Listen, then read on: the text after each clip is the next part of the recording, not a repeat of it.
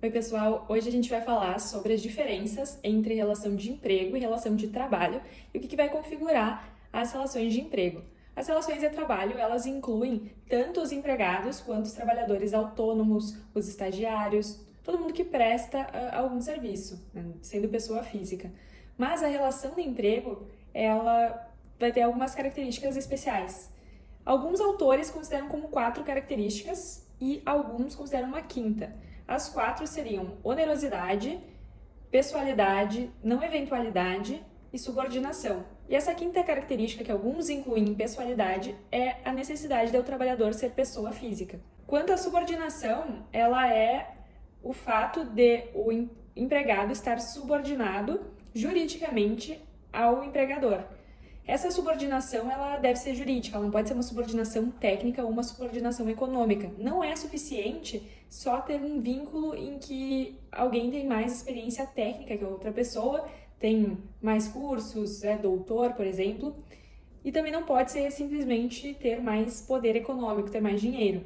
Essa subordinação, ela pode ser objetiva ou subjetiva. Tem outras denominações também, mas que não vem ao caso aqui.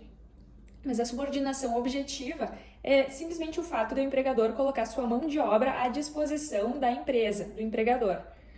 E a subordinação subjetiva, ela está relacionada ao poder patronal, ao poder de o empregador ou alguém autorizado por ele dar ordens e definir a utilização daquela mão de obra para o fim econômico. A questão patronal eu vou deixar para um outro vídeo, porque ela tem várias especificidades. A pessoalidade, ela significa que aquele vínculo entre o empregador e o empregado, ele é personalíssimo. O empregado, ele não pode, é importante que ele seja uma pessoa específica. Então, tu analisa um currículo, tu escolhe alguém para aquela vaga e aquela pessoa vai cumprir o trabalho. Ela não pode mandar alguém no lugar, por exemplo. Ela não pode delegar aquele serviço a um terceiro. Isso é diferente, por exemplo, de tu chamar um Uber. Quando tu chama um Uber, pode vir qualquer motorista. Mesmo que tu utilizasse esse serviço diariamente, não existe um vínculo pessoal entre quem está solicitando o motorista e o motorista que está prestando o serviço. Também pode dizer que essa obrigação entre o trabalhador e o contratante, ela é infungível e intransferível ou intuito personae. Outro critério é a não eventualidade, também chamada por alguns de habitualidade. A não eventualidade, ela não significa que o trabalho é realizado diariamente. Esse vínculo de não eventualidade, ele se relaciona à inter-relação entre o serviço prestado e a atividade econômica. Então, se tu realiza uma atividade econômica que não acontece todos os dias, todas as semanas, mas o empregado está vinculado àquela atividade econômica e sempre que ela se realiza, ele faz parte dela, então existe um vínculo empregatício. Por exemplo, se a pessoa trabalha num estádio de futebol apenas em dias de jogo, ela possui vínculo empregatício mesmo que os jogos não aconteçam todos os dias. Logo, esse trabalho ele pode ser intermitente, ele só não pode ser eventual. Quem faz bicos, quem presta um serviço específico não está incluído por isso. Se eu chamo um eletricista para arrumar um problema pontual, não vai ser incluído.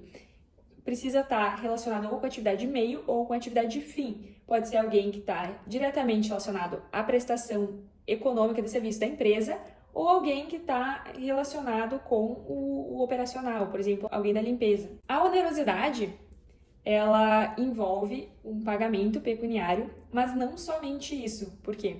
Porque pode nunca ter havido um pagamento e ainda assim aquele trabalho ser oneroso. Por exemplo, se o empregado tem a perspectiva de que ele vai receber algum valor, se ele tem alguma dependência financeira naquele serviço, alguma expectativa financeira, então fica configurado a onerosidade. Esse não pagamento vai ser considerado uma inadimplência e não uma falta de onerosidade. A onerosidade, ela exclui tanto o trabalho voluntário como aqueles trabalhos que não têm como fim primário o fim econômico. Por exemplo, os estágios, que eles têm um fim educacional que está acima dessa finalidade econômica. E a última questão, empregador pessoa física. Muita gente, principalmente após a reforma de 2017, tentou utilizar o MEI como uma forma de contornar o empregado pessoa física. Tentar não configurar a pessoalidade por aquele empregado ter um CNPJ. Porém, o que acontece na prática é que se as outras características estão presentes, fica desconfigurada a personalidade jurídica nesse caso. Não necessariamente que o MEI não vai ter validade, mas que aquela relação ela não vai ser considerada com o CNPJ do trabalhador, mas com o trabalhador em si, porque no direito do trabalho a gente tem a primazia da realidade. Mesmo que no papel esteja escrito alguma coisa, se na vida real acontece diferente, vai valer o que está realmente acontecendo. Havendo pessoalidade, onerosidade, não eventualidade e subordinação na relação de trabalho, fica definido que há uma relação de emprego e, então, a relação vai ser necessariamente com uma pessoa física. Por hoje é só. Muito obrigada, curtam, sigam o canal e fiquem aqui para mais dicas de diversos assuntos.